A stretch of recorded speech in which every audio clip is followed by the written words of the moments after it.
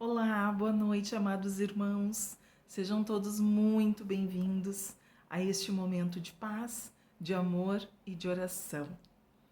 Como todos sabem, todas as quintas-feiras, às 20 horas, é o nosso encontro, o encontro do Evangelho no Lar. Aquele momento que nós vamos até a sua casa para levar um pouco de acolhimento e principalmente para ouvir a palavra de Cristo. Bom, como que funciona o Evangelho no Lar? O Evangelho no Lar é uma oportunidade de se reunir com a família, ou ainda, se você estiver sozinho, é o momento de se aconchegar, é o momento de refletir sobre todos os ensinamentos de Cristo e principalmente a importância das palavras em sua vida.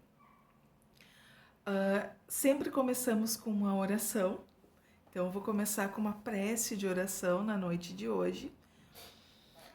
Amado Deus, amigos benfeitores, nos acompanhe nesse momento de oração, de paz e de agradecimento por estarmos vivos, reunidos em Teu nome para ouvir a Tua palavra. Que neste momento as palavras que forem lidas sejam palavras fortificantes, que nos fortaleçam a nossa jornada aqui na Terra, nos proporcionando crescimento espiritual e desenvolvimento moral. Que assim seja.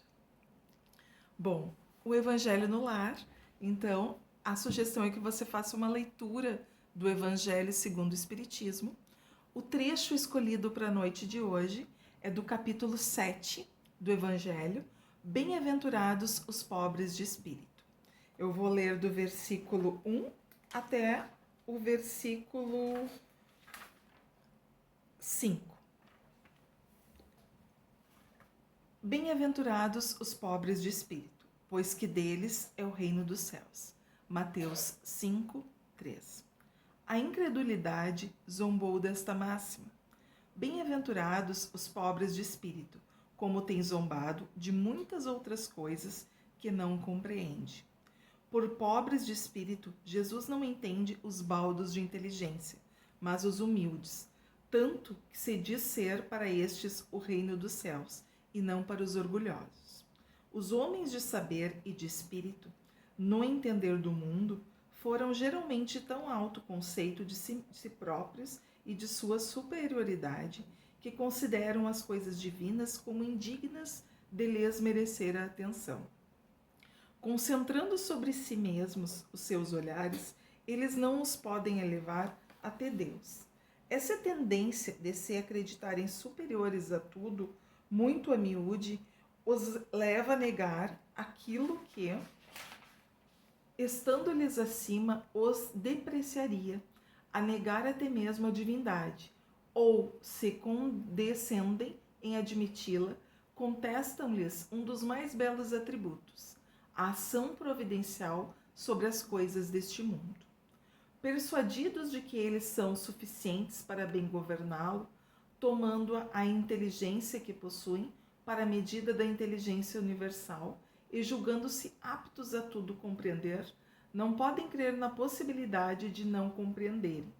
Consideram sem apelação as sentenças que proferem.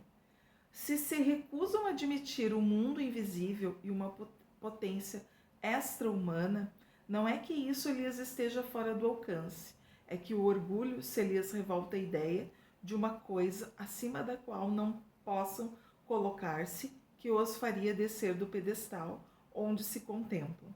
Daí o só terem sorrisos de mofa para tudo que não pertence ao mundo visível e tangível. Eles se atribuem espírito e saber em tão grande cópia que não podem crer em coisas, segundo pensam, boas apenas para gente simples, tendo por pobres de espírito os que as tomam a sério. Entretanto, digam o que disserem. Forçoso lhes será entrar como os outros, nesse mundo invisível de que se escarnecem, e lá que os olhos se lhes abrirão e eles reconhecerão o erro em que caíram.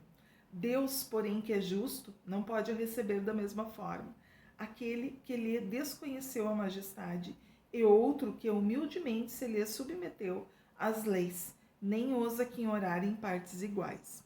dizendo que o reino dos céus é dos simples. Quis Jesus significar que ninguém é concedida, entretanto, nesse reino, nem a simplicidade de coração e humildade de espírito. Que o ignorante possuidor dessas qualidades será preferido ao sábio, que mais crê em si do que em Deus. Em todas as circunstâncias, Jesus põe a humildade na categoria em virtudes que aproximam de Deus e o orgulho entre os vícios que dele afastam a criatura. E isso, por uma vez muito natural, há de ser a humildade um ato de submissão a Deus, ao passo que o orgulho é a revolta contra ele. Mais vale, pois, que o homem, para a felicidade do seu futuro, seja pobre em espírito, conforme o entende o mundo, e rico em qualidades morais. Aquele que se eleva será rebaixado. Por essa ocasião, os discípulos se aproximaram de Jesus e lhe perguntaram: quem é o maior no reino dos céus? Jesus, chamando a si mesmo, o colocou no meio deles e respondeu: digo-vos em verdade, não entrareis no reino dos céus aquele, portanto, que se humilhar e se tornar pequeno como esta criança, será o maior no reino dos céus. E aquele que recebeu em meu nome a uma criança, tal como acabo de dizer, é a mim mesmo que recebe. Mateus, capítulo 18, item 1 ao 5. Então, a mãe dos filhos de Zebedeu se aproximou dele com seus 2 filhos e o adorou, dando a entender que lhe queria pedir alguma coisa. Disse-lhe ele: que queres? Manda, disse ela, que estes teus 2 filhos tenham assento no teu reino, um à tua direita e o outro à tua esquerda. Mas Jesus lhe respondeu: não sabes o que pedes. Podeis vós ambos beber o cálice que eu vos beber? Eles responderam: podemos.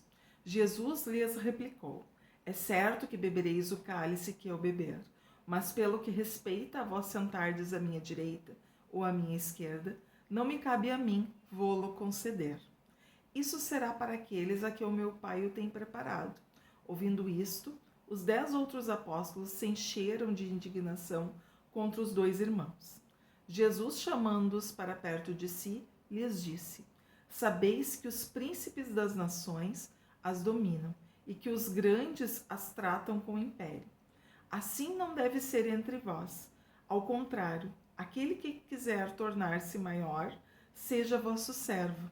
E aquele que quiser ser o primeiro entre vós, seja vosso escravo. De mesmo modo que o Filho do Homem não veio para ser servido, mas para servir e dar a vida pela redenção de muitos. Jesus entrou em dia de sábado na casa de um dos principais fariseus para ir fazer a sua refeição. Os que lá estavam o observavam. Então, notando que os convidados escolhiam os primeiros lugares, propôs-lhes uma parábola, dizendo: quando fordes convidados para bodas, não tomeis o primeiro lugar, para que não suceda que, havendo entre os convidados uma pessoa mais considerada do que vós, aquele que vos haja convidado venha dizer-vos: dai o vosso lugar a este, e vós vejais constrangidos a ocupar, cheios de vergonha, o último lugar. Quando fordes convidados, ide colocar-vos em último lugar, a fim de que, quando aquele que vos convidou chegar, vos diga: meu amigo, venha mais para cima. Isso então será para vós um motivo de glória diante de todos os que estiverem convosco à mesa. Portanto, todo aquele que se eleva será rebaixado, e todo aquele que se abaixa será elevado. Lucas capítulo 14, versículo 1, 7 a 11. Bom, amados irmãos, ouvindo essas palavras, que consigamos refletir em nossos corações e principalmente tornarmos realidade em nossas vidas. Para finalizar, vou fazer uma prece de encerramento, agradecendo a noite de hoje. Amado Deus, espíritos amigos que nos acompanham neste momento de oração, agradecemos a oportunidade de sermos bem-aventurados de ouvir as tuas palavras.